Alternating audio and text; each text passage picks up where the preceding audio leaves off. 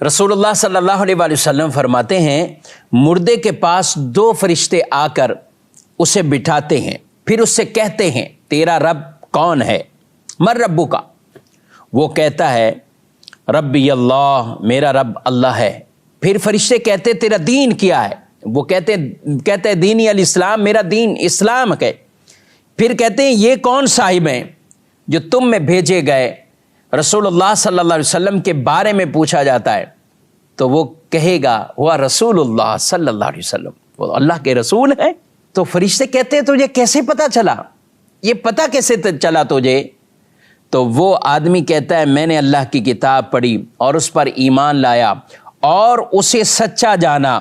یہی اس آیت مبارکہ کی تفسیر ہے جو اللہ نے فرمایا یثبت اللہ الذین آمنوا بالقول الثابت فی الحیات الدنیا وفی الآخرہ، یعنی دنیا میں بھی انہیں ثابت قدمی عطا فرمائی اور قبر کے اندر بھی انہیں ثابت قدمی ایسی عطا فرمائی کہ یہ ان سوالوں میں بھی کامیاب ہو جاتا ہے، ان سوالوں کے جوابات میں بھی کامیاب ہو جاتا ہے۔ نبی کریم صلی اللہ علیہ وسلم فرماتے ہیں پھر آسمانوں سے ایک پکارنے والا پکارتا ہے اور اعلان کرتا ہے میرا بندہ سچا ہے، اس کے لیے جنت کا بستر بچھاؤ، اسے جنت کا لباس پہناؤ، اس کے لیے جنت کا دروازہ کھول دو، اس کے لیے جنت کا دروازہ کھول دو۔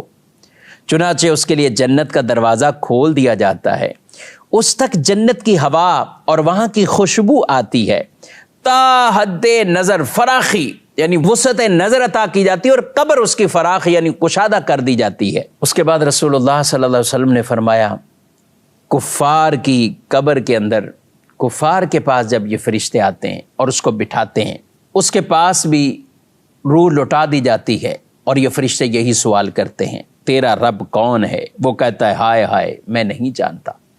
اسے پوچھا جاتا ہے تیرا دین کیا ہے؟ وہ کہتا ہے ہائے ہائے میں نہیں جانتا۔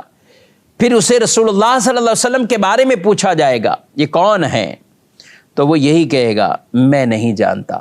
ارشاد فرمایا کہ پکارنے والے کی پکار ایک آسمان سے آئے گی، وہ پکارے گا یہ شخص جھوٹا ہے، اس کے لیے آگ کا بستر بچھاؤ، اسے آگ کا لباس پہناؤ، اس کے لیے جہنم کا دروازہ کھول دو، جہنم کا دروازہ کھول دو۔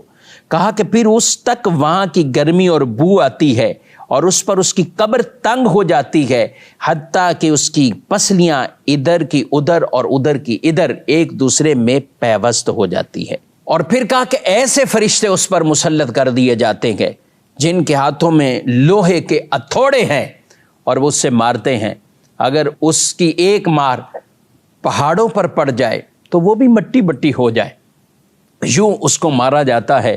کہا کہ انسان اور جنوں کے علاوہ مشرق اور مغرب کی ہر چیز گویا کہ مخلوق وہ اس آواز کو سنتے ہیں جو اس کو مار پڑ رہی ہوتی ہے۔ اللہ ہمارے ایمان کی حفاظت فرمائے، ایمان دنیا سے سلامت لے کر چلے گئے، آخرت بھی ان ایمان والوں کے لیے ہے، قبر بھی پیارے محبوب صلی اللہ علیہ وسلم کے جلووں سے روشن اور منور ہوگی، آخرت میں بھی کامیابی نصیب ہوگی۔ تو قرآن پاک کی یہ آیت مبارکہ کہ اللہ ایمان والوں کو دنیا کے اندر بھی ثابت قدمی اور آخرت میں بھی ثابت قدمی عطا فرمائے۔